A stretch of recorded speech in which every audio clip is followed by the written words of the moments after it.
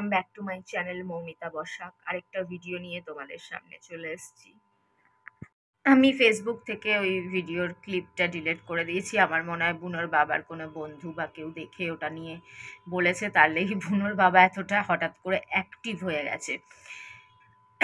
তো যাই হোক, কেউ বলেছে দেখিয়ে দে বা কিছু, নালে পরে প্রবলেম হলে তোরই প্রবলেম হবে। নালে বুনোর বাবা তো এতটাও অ্যাক্টিভ নয় আমার ব্যাপারে বিশেষ করে। কিন্তু আমি ডাক্তারের কাছে যাইনি গো। আমার বুনোটার চিকিৎসা যেটুকুনি ওষুধপত্র আনার বাকি আছে সেটুকুনি আর আনতে পারবে না। আমাদের তো সেই ক্ষমতা নেই যে এত বড় বড় খরচা, এত বড় বড় ট্রিটমেন্ট একসাথে ঘরের মধ্যে দুজনের সমস্ত জমিদারি বুনোর বাবার উপর কি করে করবে বলো বেচারা। ওকেও তো দোষ দিয়ে লাভ নেই, ও তো খানদানি বড় লোকও না, আর হাজার হাজার লাখ লাখ টাকাও কামায় না যে ঠিক আছে কোনো ব্যাপার না, দুজন চারজনের খরচা, ডাক্তারের খরচা সমস্ত কিছু একা উঠিয়ে নেবে। বুনোর বাবা বলছিল যা তোর বাড়িতে যা, আমি 2,000 টাকার মতন দিচ্ছি, 2-2,500 টাকা দিচ্ছি, ওখানে গিয়ে নালে দেখা ডাক্তার, এ কর। আমার বাড়ির অবস্থা, আমার তো সবই শেষ হয়ে গেল শুধুমাত্র একটা মানুষের জন্য। আর তাকে অভিশাপ দিলেও লোকে আমায় বলে যে আমি কেন অভিশাপ দিয়েছি, তাতে তার খারাপ হচ্ছে বা কিছু। আরে অভিশাপ আমি মুখে দেই চাই না দেই, ভগবান তো সব দেখেছে, ভগবান তো সব দেখছেন। ও তো এমনিই শেষ হওয়ার, ও তো এমনিই ধ্বংস হয়ে যাবে, রাজীবের তো এমনি ধ্বংস হয়ে যাবে। তোমরাই বলো না আজ আমার যা অবস্থা সেটা কার জন্য?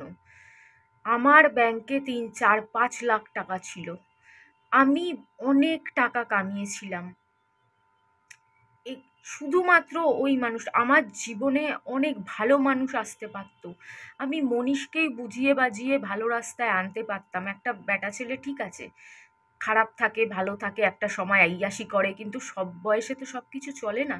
আস্তে আস্তে ঠিকই কমে যেত, আরও কমে যেত, হয়তো পুরো বন্ধ হয়ে যেত, আর পুরো বন্ধ না হলেও ঠিক ছিল।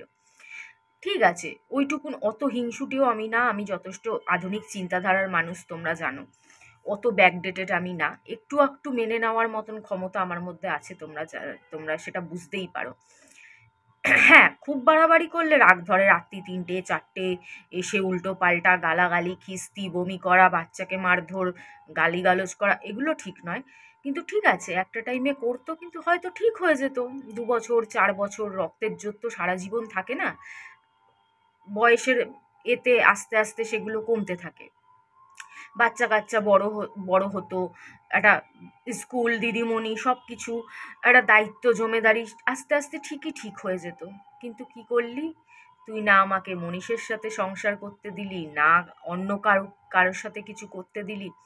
আজ আমার ঘর বাড়ি পয়সা কড়ি কোনো কিছুর অভাব থাকতো না, আমার পরিবারটা এভাবে ভেসে যেত না, আমার পিসি ওরা এরকম পাগল পাগল হয়ে যেত না। তোমরা জানো আমার পিসিরা কিরকম পাগল পাগল হয়ে গেছে, প্রায় আত পাগল।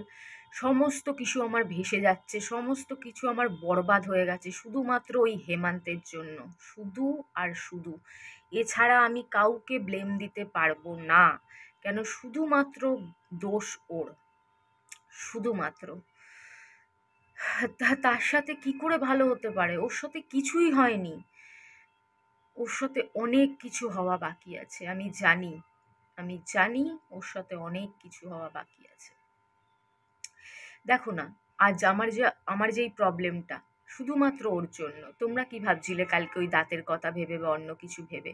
তোমরা ইউটিউবে সার্চ করো ওম্যান বেস্ট ফোড়া, মানে বেস্টে ফোড়া, দেখবে রোগটার নাম দেখিয়ে দেবে সমস্ত। আর কি থেকে ওটা হয় সেটা, এক তো হচ্ছে বেস্ট ফিডিং করালে হয়, কিংবা কারো মুখ লাগলে সেই মুখের লালারস থেকে ইনফেকশন, বা দাঁত লাগলে সেখান থেকে ইনফেকশন। অজিত সেরকম কিচ্ছু করে না, বিশ্বাস করো, খুব সিম্পল মানুষ।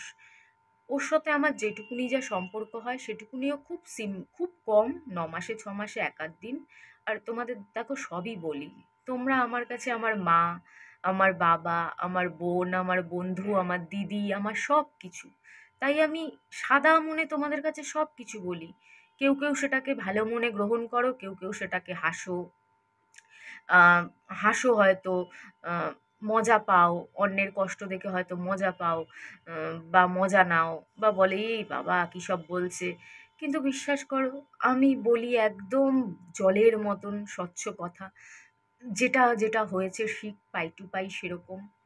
এটা তো আজকে হয়নি, এটা তো 7-8 মাস আগে থেকে দেখা দিয়েছে। এইটুকুনি থেকে বাড়তে বাড়তে বাড়তে বাড়তে বড় হচ্ছে, জানি না বাড়তে বাড়তে আর কোথায় গিয়ে দাঁড়াবে।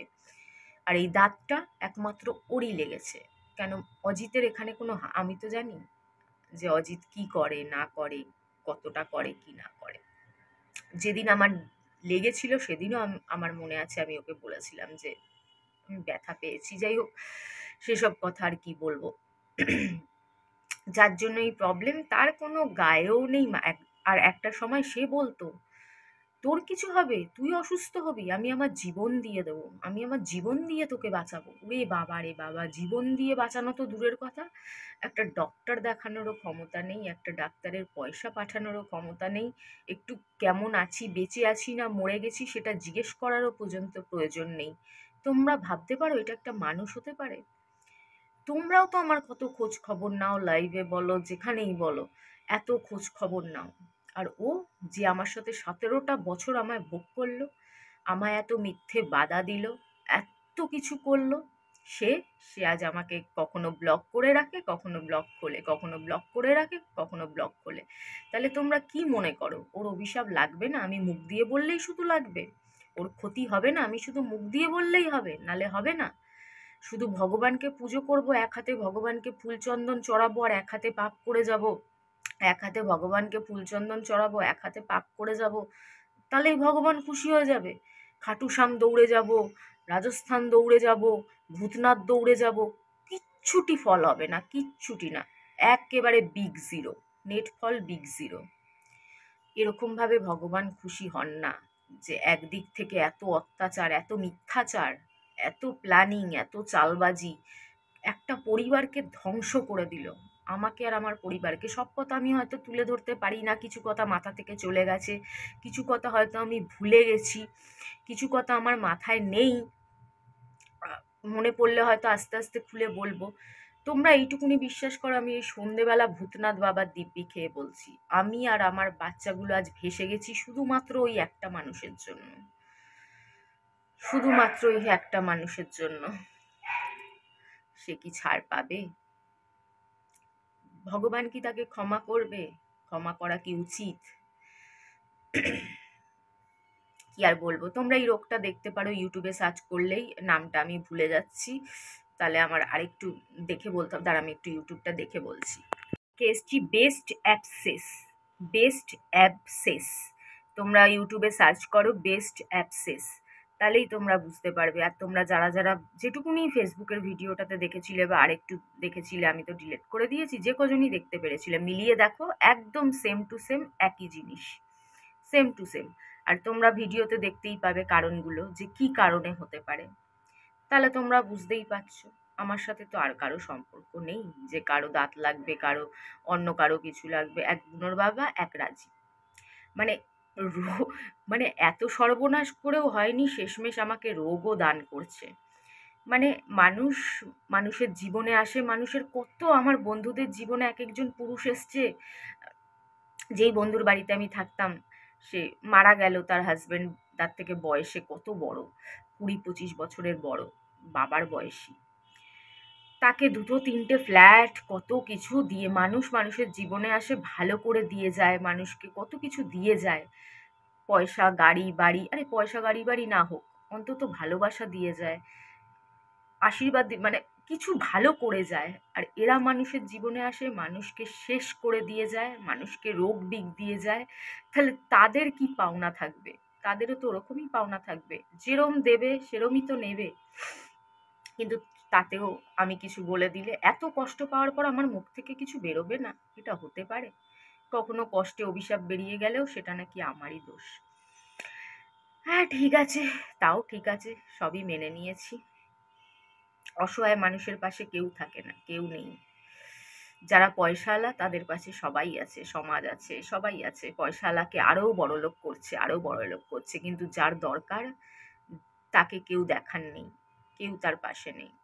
ঠিক আছে, সেটাও মেনে নিয়েছি, সেটাই হয়তো আমার ভবিতব্য, আমার কর্মফল। আমিও কিছু কিছু ক্ষেত্রে পাপী, আমিও অনেক ভুল করেছি, আমিও অনেক পাপ করেছি। কিন্তু হ্যাঁ, আমার ভুল করা আর পাপ করা আর ওদের ভুল করা পাপ করার মধ্যে অনেক পার্থক্য, ওরা ভালো মা বাবা পেয়েছে, ভালো পরিবার পেয়েছে, পয়সাওয়ালা পরিবার পেয়েছে, এত ভালো ফ্যামিলি পেয়েছে, এত শিক্ষা পেয়েছে, ইংলিশ মিডিয়ামে পড়েছে, তারপরেও এত পাপ করেছে। আর আমি, আমার মা ছিল না, আমার মা ছেড়ে চলে গেছে। ছোটবেলা থেকে নানান রকম অত্যাচার সহ্য হতে হতে বড় হয়েছি, তাই হয়তো আমি একটু ভুল করতেই পারি। আমার মতন ইতিহাস দেখে নাও বা সব কিছু দেখে নাও, যে আমার মতন বাচ্চারা যারা, যাদের মা বাবাদের জীবনে অশান্তি, মা থাকে না, বাবা একদিকে ছিটকে গেছে, মা একদিকে ছিটকে গেছে, মার এরকম ব্যাপার, এরকমভাবে যারা বড় হয় তারা না একটু এরকমই হয়। তারা নয় মেন্টালি ডিস্টার্ব হয়, তারা নয় আতপাগল হয়, তারা নয় জেদি হয়, তারা মানে কিছু খুঁত তাদের মধ্যে থাকেই। তা আমার তো এরকম হওয়াটা খুব স্বাভাবিক ছিল। কিন্তু ওর কিভাবে স্বাভাবিক? ও তো সব পেয়ে বড় হয়েছে। এত এত মানুষের আদর যত্ন, মা বাবার ভালোবাসা, শিক্ষা, পড়াশুনো, হাই স্টাডি, এত টাকা পয়সা, তারপরেও এত খারাপ। যাই হোক, আর কি বলবো বলো, অনেক বড় ভিডিও হয়ে গেল, পোস্ট করারও নেট থাকবে না। চলো এইটুকুনি বললাম, লাইভ করার আর ইচ্ছা করে না। সবাই ভালো থেকো, সুস্থ থেকো, টাটা। আবার রোগটা বেস্ট অ্যাবসেস।